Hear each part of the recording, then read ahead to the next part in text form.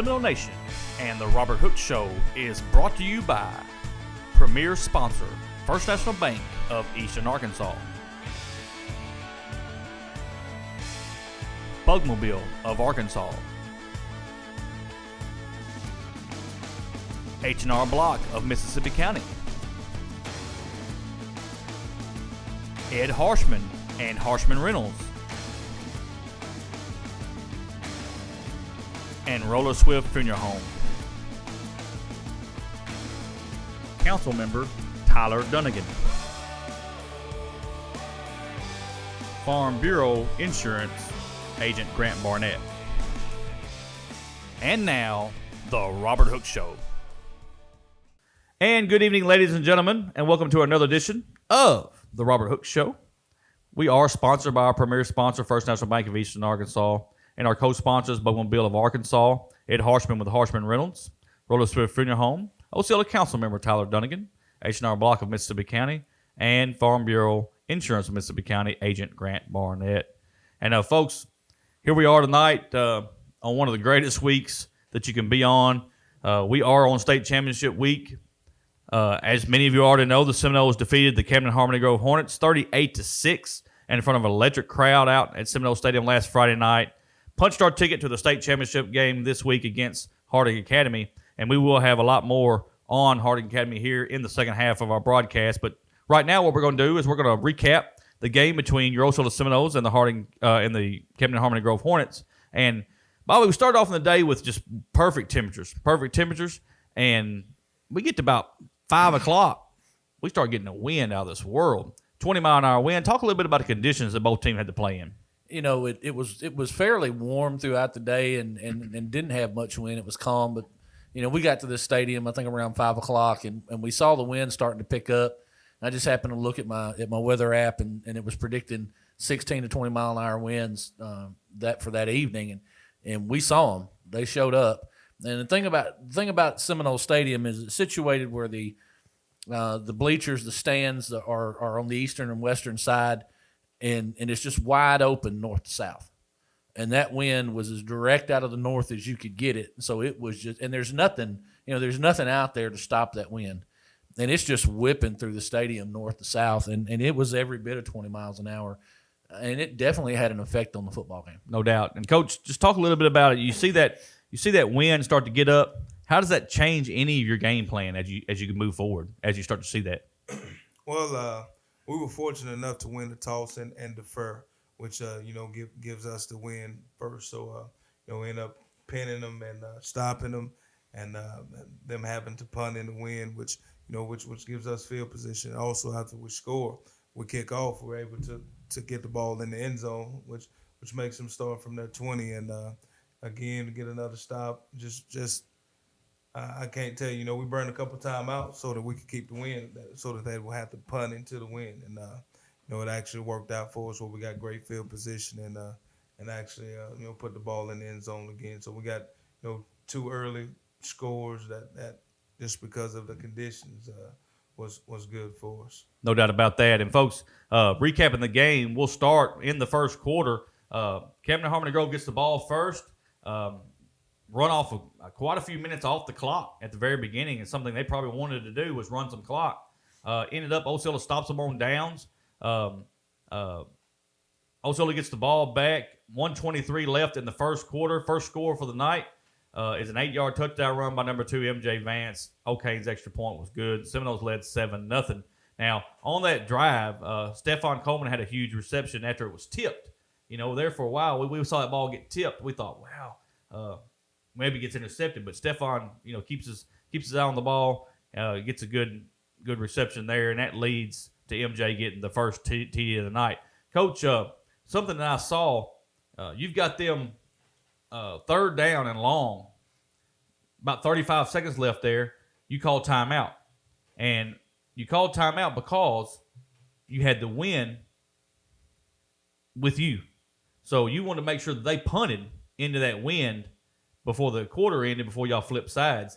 I thought that was very, very monumental because, as we saw, they punted. The ball went kind of straight up in the air, come down. I think it netted about maybe 8 yards after it did roll just a little bit. So the Seminoles get the ball back. But, folks, after one quarter, Seminoles led 7-0. We get into the second quarter. Just like I said, Seminoles get the ball back.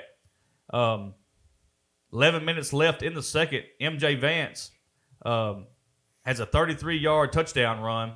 Jacob O'Kane's extra point was good, and the Seminoles led 14-0. So, Coach, just talk a little bit about the timeout and getting yourself in position with the win to putting your second score on the board. Well, Coach Teague was actually on the headset and said, "Are we gonna call a timeout?"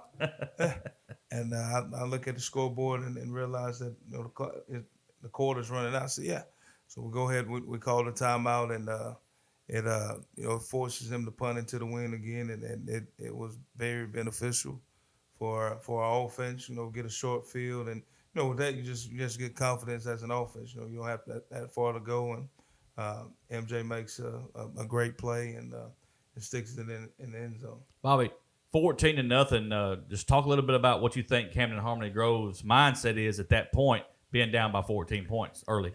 Well, we knew that they wanted to be run heavy. We knew that they wanted to come in and run the football and use clock and limit Osceola possessions. But they do like to throw the football deep. And so I think that kind of took that option away from them somewhat. They weren't able to effectively pass the football with the wind the way it was. And so they were kind of one-dimensional at that point. And we can talk about the game stats at some point, but I'll tell you, they threw the ball 10 times, and the only 2 they completed were to Osceola. Yeah. And so you were 0 for 10 passing with 2 interceptions for 0 yards. So you took that, and I'm sure that was I think they averaged throwing the football about 17, 18 times a game. So you see right there that they're throwing it less, and certainly throwing in that wind was difficult for them as well. So it made them a little bit one-dimensional, and I think that's part of what you saw transpire throughout the whole game. Seminoles, like I said, had the early lead, 14-0. 11 minutes into the second quarter, no other scoring in the second quarter. Camden Harmony Grove gets the ball back deep in their territory. They line up for the punt. I think he kind of bobbles the punt just a little bit, but it decides that Zaylen is going to take off. And Seminoles do a great job of getting him down deep in their territory. We get the ball back thinking, well, we've got a chance here to put this ball in the end zone on a short field. But what ended up happening was the Seminoles kind of on a fourth down threw a pass to Rod Hale out in the flat, hits him in the hands. Would have been a first down. He drops it. So Seminoles turn the ball over on downs. Right after that, we stopped them on a 3-and-out. They punt the football. Folks, that win, they had to win it was with them at that point. They kicked the ball. It hits about the 40 and rolls all the way down to the 20 with the win. I mean, it was great. But what ends up happening is the clock runs out, and it brings us to halftime, 14-0. And just like Bobby said, look at the stats at the half, folks. Osceola had 19 rushes for 134 yards.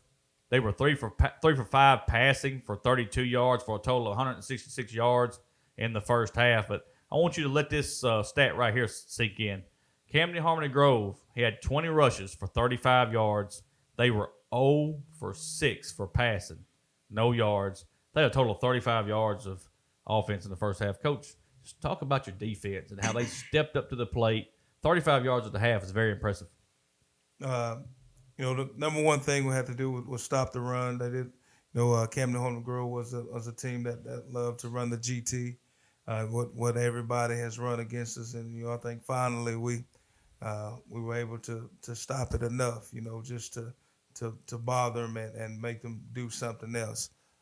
Once we stopped the run, of course the elements were in our favor, and you kind of force them to pass it, and they weren't comfortable doing it at that point. So, defense stood up, did what they had to do.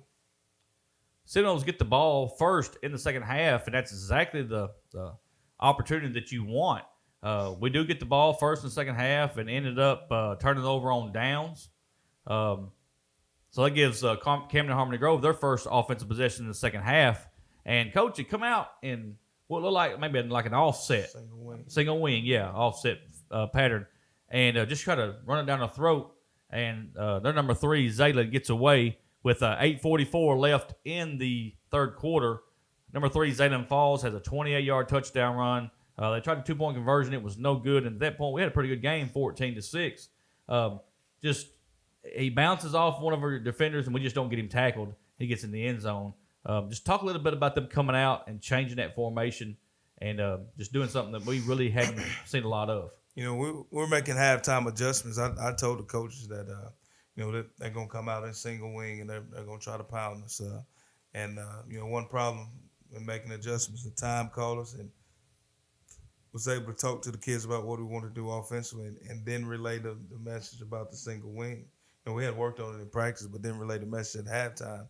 And lo and behold, they come out in it, and they end up getting a score. I mean, we on that drive, Falls did what we've seen them do all year. Make guys miss and make a play. So he's very, very elusive. So at that point, folks, 14-6, you got a ball game. I mean, at that point, it could go either way. Seminoles get the ball back on their first snap from scrimmage. We've got confusion. We've got 2 running backs that just run into each other.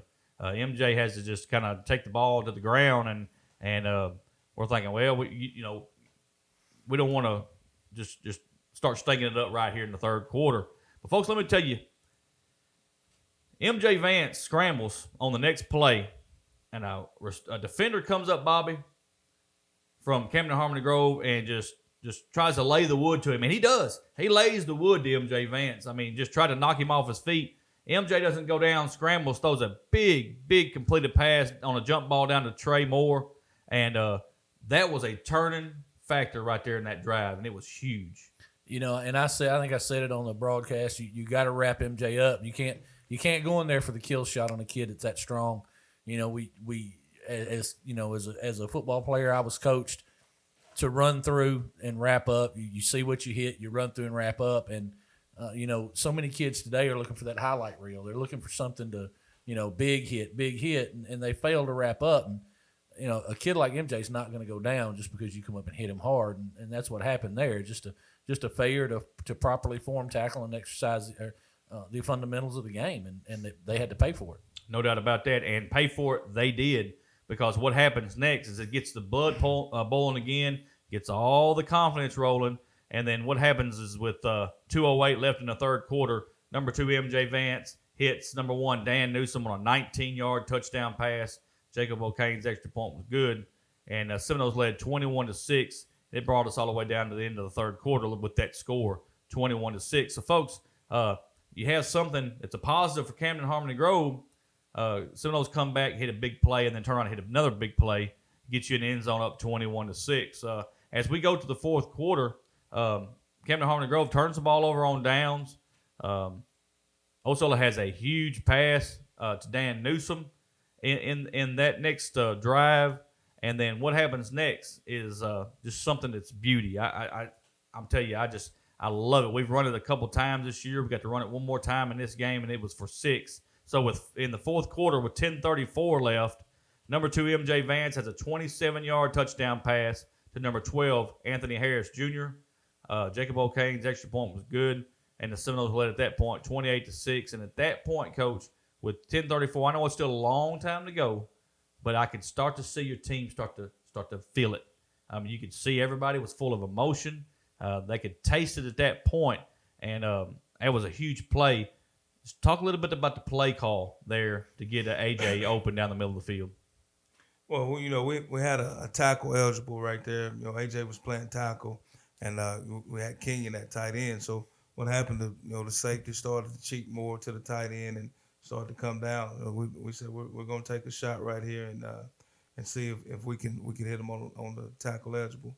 And AJ makes a great grab. He bobbles the ball, but you remember the last time that he dropped the ball, that just ate him up. He was not going to drop that football. He was did everything that he needed to do to catch it and get it in the end zone. Very proud of his play. Yes, very much. 28-6 is the lead at this point. Kick the ball back off to Camden Harmony Grove on the first play from scrimmage. They throw a pick. Throw it into the wind. That's one of them wind things. He was rolling to his left, tried to get the ball out to one of his receivers. He got caught up in the wind, and here comes Trey Moore for the interception. And, Bobby, what happens then? It leads us to this score right here. 9:49 left in the fourth. A 28-yard touchdown pass from M.J. Vance, number 3, Greg Hooks. Extra point was good, and we led 35-6. And Bobby, the pass was in almost double coverage, and Greg goes up and takes it right down between both of them and scores that big touchdown. We've talked about it, Bobby. We'll put our receivers up against any receivers in the state of Arkansas. And I'm talking about from 7A all the way down to 2A, and it showed on that play.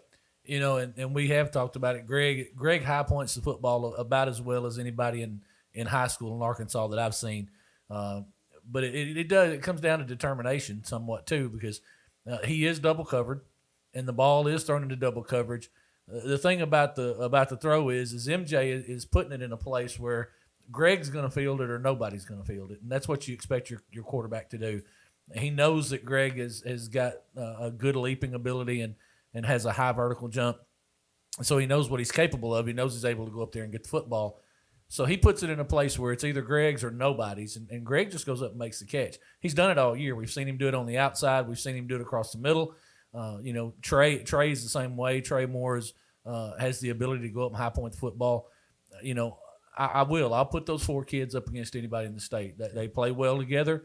And the unselfishness, and I've talked about this in the past too, but the unselfishness on the wide receiver screens, if the screen is to Dan, you see Trey and Greg blocking. If the screen is to Trey, you see Greg and Dan blocking. If we're running those jet sweeps with Stephon and Dan, you see Greg and Trey out there blocking. And that group, just that position group right there, to me, plays as well as any group on the football team.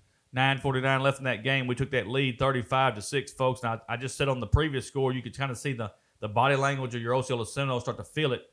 They sure felt it after that one. I mean, they knew that they had this game pretty well in hand. Camden Harmony Grove gets the ball back. They turn the ball over on downs. That's when you see Don Taven Littleton come in at quarterback for, I think, for a few plays. But then you get to see the freshman, the true freshman, Tyler Bell, come in and get to see some action at quarterback. But you also see people all over the place changing out. We had another pick. I think Javion Brown got that pick. Jaden Brown got that pick. So you get to see that young man get a big pick there at the end. And, folks, right there with 4:36 left, Jacob O'Kane comes in and just finishes off his perfect night with a 29-yard field goal to put us up 38-6. And Osceola runs the clock out and punches their ticket to this week's state championship game. And, Coach, tell you, I interviewed you after the game, and I interviewed all your seniors, and the emotion that them kids showed. And I'm going to tell you, the love. But your seniors, and it's not just your seniors, it's your whole team. But when I interviewed them seniors, they complimented each other so well about how much they loved each other. Folks, it's been a long time since I've seen a team just rally around each other like this team has done this year. And don't get me wrong, I mean, we've had great teams and they've loved each other, but it's just something special about these kids. And they're one win away from sealing the deal. But a big win. They get off the field. We go undefeated at home on the season when it comes to your playoffs and everything, and we win 38-6. And Coach, just real quick, a little recap about how proud you are of your team and how we got to get one more to get ready to go here. Just that, like I said on Friday, it's exciting to make it to the state championship game again. But year 1 we made it to the semifinals. Year 2 we make it to the state championship, get beat, and so it was a mission to get back here, and it was expectation to be here, and though I don't think anybody could tell those kids that they weren't going to be playing in this game. Starting back in January, you cannot tell them that we weren't going to be back in this game, and it's just I think we're poised and ready to handle business.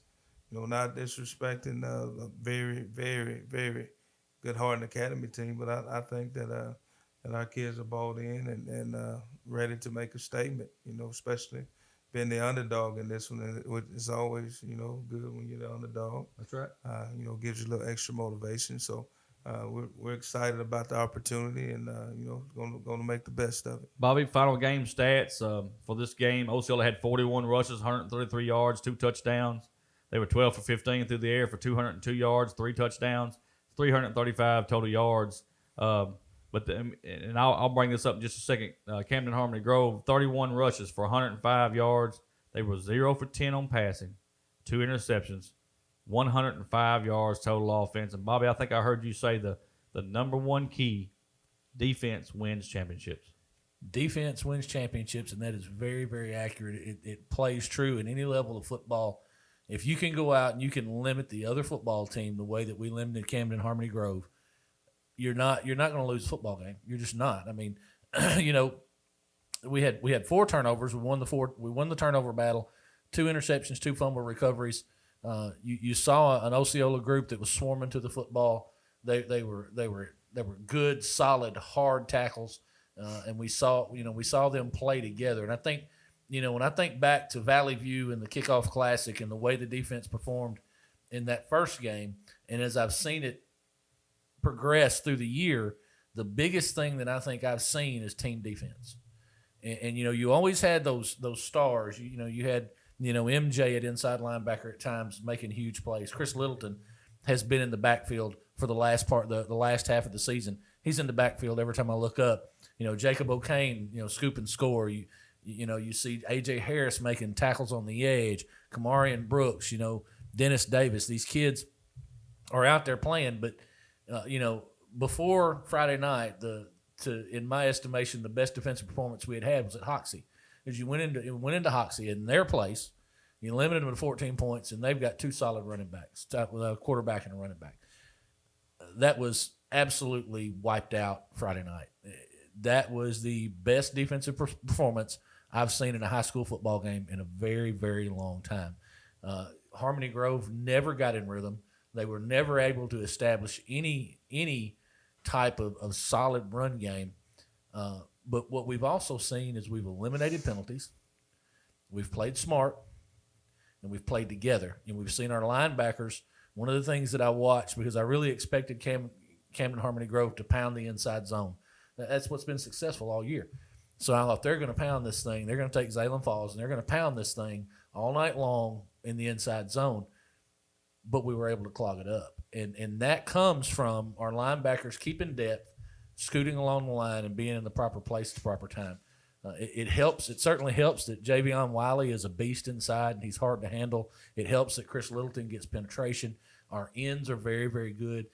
So, the back half when teams have to throw the football, it says something when your receiver, your 4-man receiver core is your 4-man defensive back core. So they know what the routes are. They know what these guys are looking for. They know what they're doing. I was very impressed with the plan that Coach Hooks and Coach Teague put into place.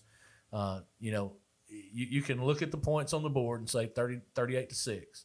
Wow, they scored a lot of points. But I'm telling you right now, that football game was won on the back of that Seminole defense. I agree 1,000%. Just a little bit more on individual stats here. MJ Vance, he was 12 for 15 passing for 202 and 2 touchdowns.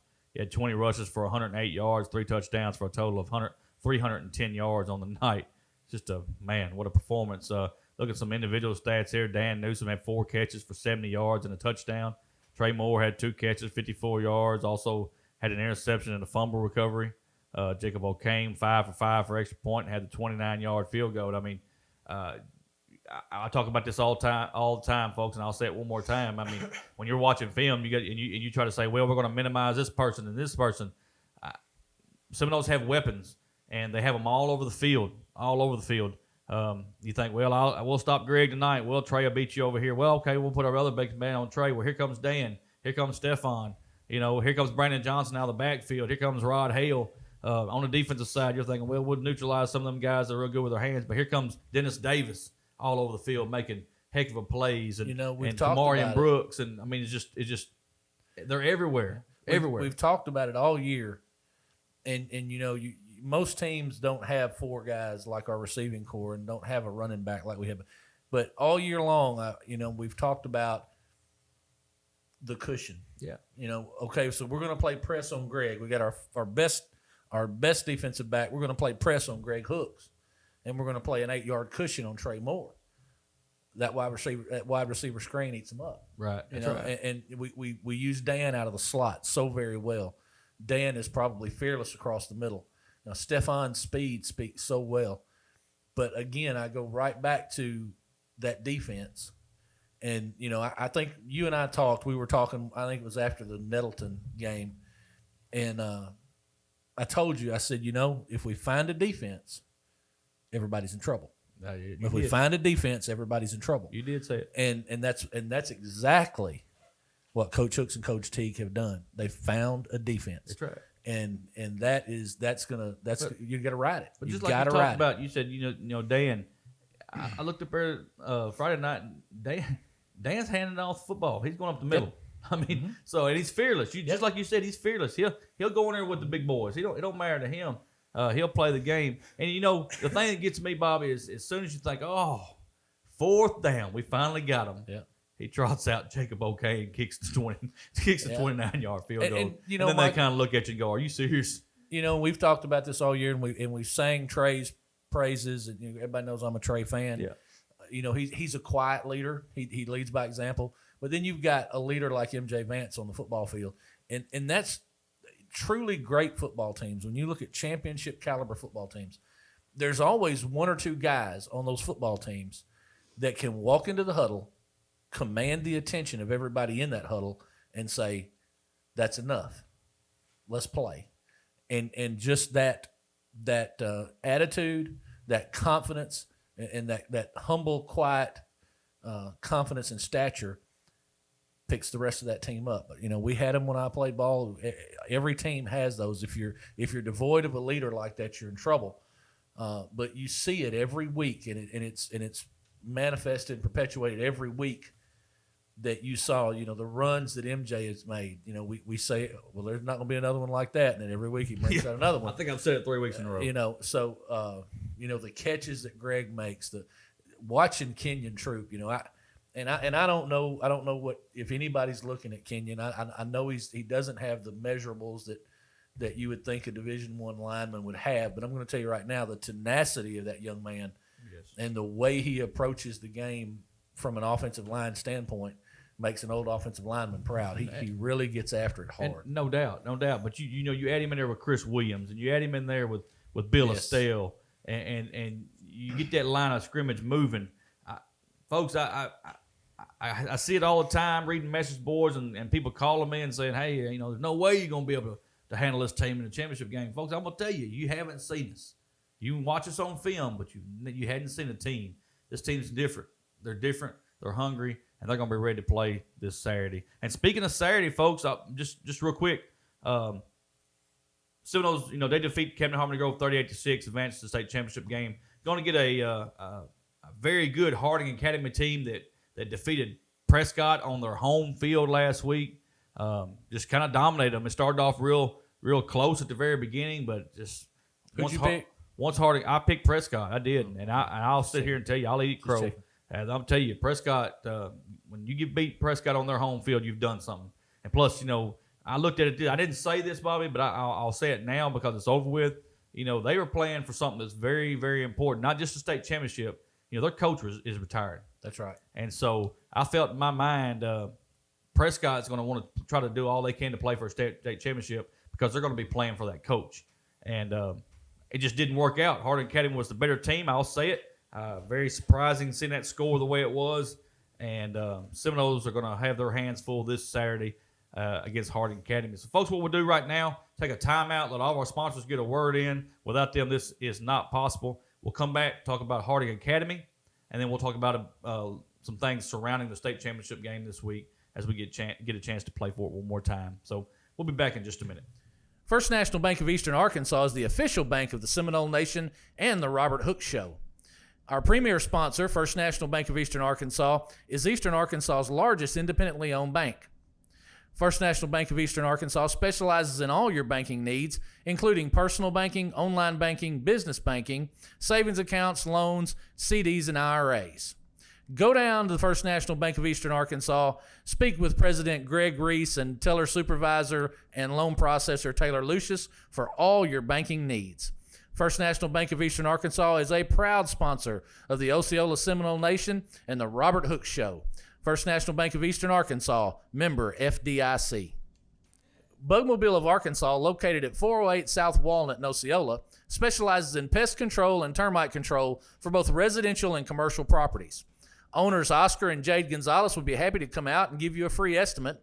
And you can also contact Bugmobile at 870-563-6811. Bugmobile is a proud sponsor of your Osceola Seminoles and the Seminole Nation. H&R Block of Mississippi County is a tax preparation and financial service located at 2981 West Kaiser in Osceola. They can be reached at 870-563-5710. H&R Block of Mississippi County is a proud sponsor of the Seminole Nation. Ed Harshman and Harshman Rentals, located at 202 West Johnson in Osceola, can meet all of your residential and storage rental needs. Harshman's has apartments and housing located throughout Osceola and Mississippi County, both furnished and unfurnished, available for rent. You can contact Harshman Rentals at 870-563-3694. Ed Harshman and Harshman Rentals are a proud sponsor of Osceola Seminole Athletics and the Seminole Nation. Roller Swift Funeral Home of Osceola is a proud sponsor of the Seminole Nation and Osceola Seminole Athletics. Located at 2173 US 61 South, Roller Swift Funeral Home specializes in funeral services and helping families with the costs associated with them. For more information, contact them at 870-563-6578 and speak with David Tucker. Roller Swift Funeral Home, with all our respect. Councilmember Tyler Dunnigan is a proud sponsor of the Seminole Nation and the Robert Hooks Show. Tyler is working for a better Osceola with real commitment and real results. Councilmember Tyler Dunnigan for a better Osceola. Farm Bureau Insurance of Osceola and Agent Grant Barnett proudly sponsor the Seminole Nation and the Robert Hooks Show. Contact Grant for all of your auto, home, and life insurance needs. You can see Grant at 3125 West Kaiser in Osceola and contact him at 870-563-6561. Farm Bureau Insurance and Agent Grant Barnett are proud sponsors of the Seminole Nation. And welcome back to the Robert Hooks Show. Folks, again, thank you so much for the sponsors. Without them, this would not be possible, and we appreciate them. They've been with us since the very beginning of the year, and here we are, finna play for a state championship. Nothing better. Thank you so much. Coach, let's talk about the Harding Academy Wildcats, coached by Neil Evans. He is 22-13 at Harding Academy. 14-0, folks. Overall, 7-0 in conference. They are out of the 3A2. Last year, they were 7-4, 5-1 in conference. I'm gonna go over their wins just real quick in non-conference. They beat Bald Knob 55-2, Highland 47-20, Heber Springs 50-49. In the conference, they beat Clinton 57-44, Yeovil Summit 52-18, Mountain View 48-6. Melbourne 45-0, Marshall 49-0, Rosebud 49-0, Cedar Ridge 49-6, and then the playoff run in the first round they played Genoa Central, beat them 49-7. Second round they played Newport, beat them 58-24. In the quarterfinals they beat McGee 62-36, and then last week in the semifinals they beat Prescott 42-21. And just looking at their team totals, folks. Very, very impressive. Rushing the football, they've rushed for over 2,153 yards through the air, 3,760 yards for a total of 5,913 yards total offense on the year. And, Coach, that's looking at them on film and looking at them on paper, they're very impressive. And being 14-0, they're a good football team. Let's just talk a little bit about the Harding Academy Wildcats. First off, Coach Evans does a great job with his ball club. They'll be the most disciplined team that we've played all season. They just do all the little things right up front. Their offensive line does a good job of staying in sequence with each other on the inside zone or fold block or the outside zone. They do a good job of that. They're led by the junior quarterback, Caden Syke, 6'2", 190. He's a guy that extends plays well, and you can tell that they do a good job of spend time on scramble drill with the receivers, because the minute he starts to scramble, those receivers are running to get open, and he's going to be a tough task to stop. And then his partner in the backfield, Stone Sheffield, 5'11", 160, is a guy who runs hard downhill. Is a downhill runner, does a good job of running the football. He squeezes through the smallest holes, and he knows one speed. And he also does a good job of catching the ball out of the backfield, or they'll empty him out. He does a good job of running routes and catching the football. At receiver, they're led by Duggar, a guy that Ty Duggar is 6 foot 160. Uh, does a great job of catching the football. I think he has over 80 receptions. So, they get that guy the football. Sheffield is the second leading receiver, uh, or third. I think Yep, McGahee. McGahee, Connor McGahee, number 2, 6'4", 178. He's the second leading receiver. I think it's like a difference of 2 receptions, he and Sheffield. So, they're going to get those guys the football. Number 6, Isaac Miller, 6'2", 170. I think he has over 30 catches, 25 to 30 catches. Also, number 19, Carter Neal, 6'1", 165.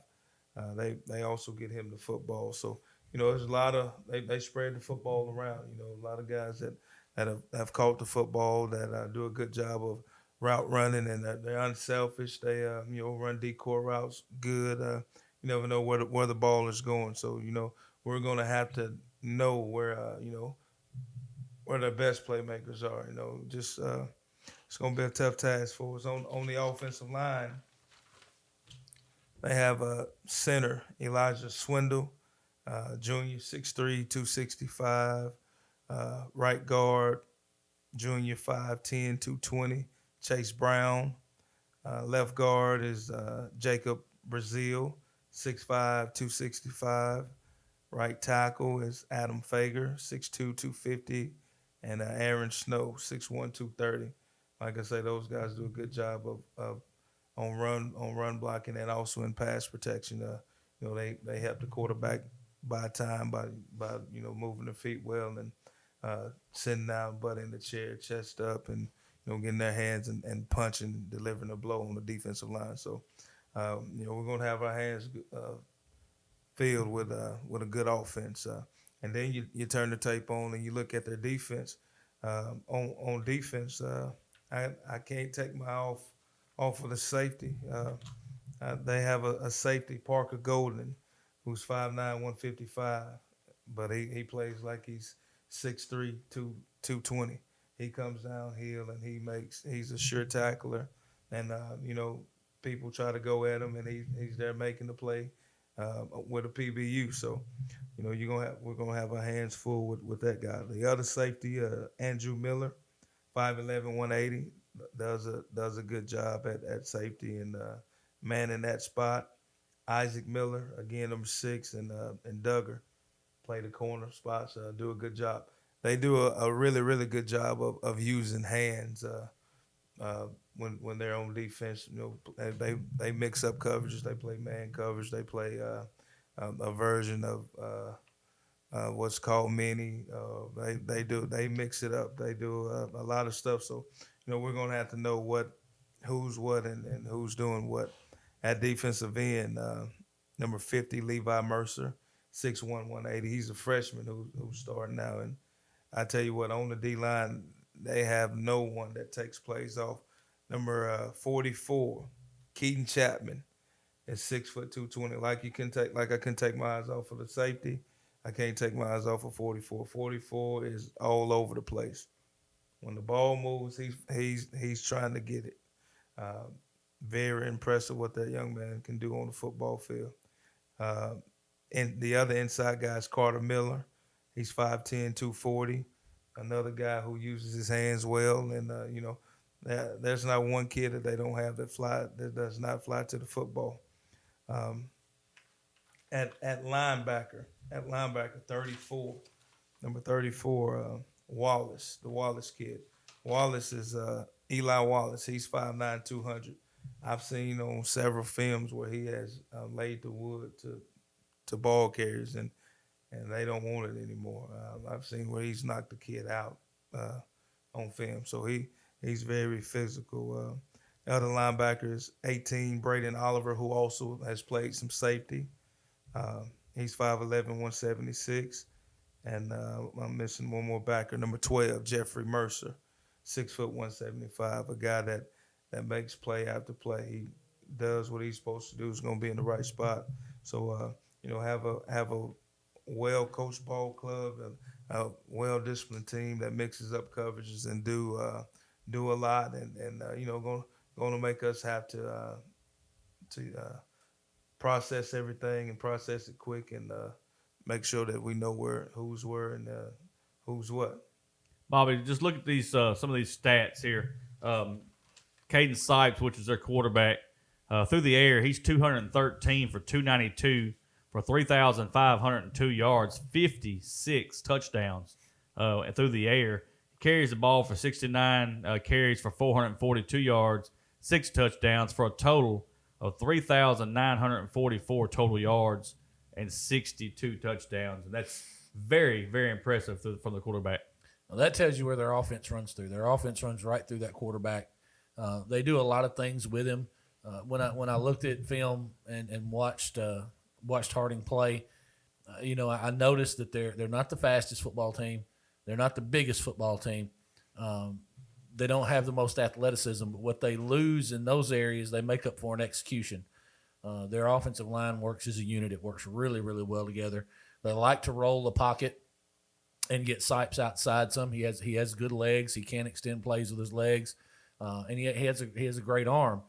I think the key to stopping him there is going to be getting him off his spots, because when they roll the pocket, it's not necessarily because they have pressure on the interior. I don't think they block as well standing in a stationary pocket, and that may have something to do with size or whatever. But when they roll that pocket, they're very, very efficient getting out there. But he's still looking to be on his spot. He's still looking to get his feet set and find a place to throw the football. The receivers run crisp, detailed routes, and they get separation not by using speed but by technique. It's about technique. So, and their defense looks the same way. It's a defense that, while may not be the most athletic you'll ever see, they probably execute as well or better than anybody in the state.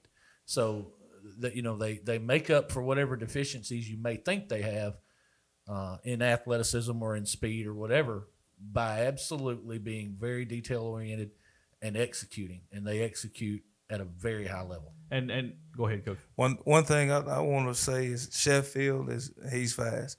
He's fast, and I think is it Duggar? I think Duggar is fast. I think that they're guys who, and number six can run too. They're Isaac Miller. They're not. Don't believe for 1 second that they're a slow ball club. They can run, and it's just as fast as anybody we have. The other thing that the quarterback does, most right-hand quarterbacks, you force them to the left,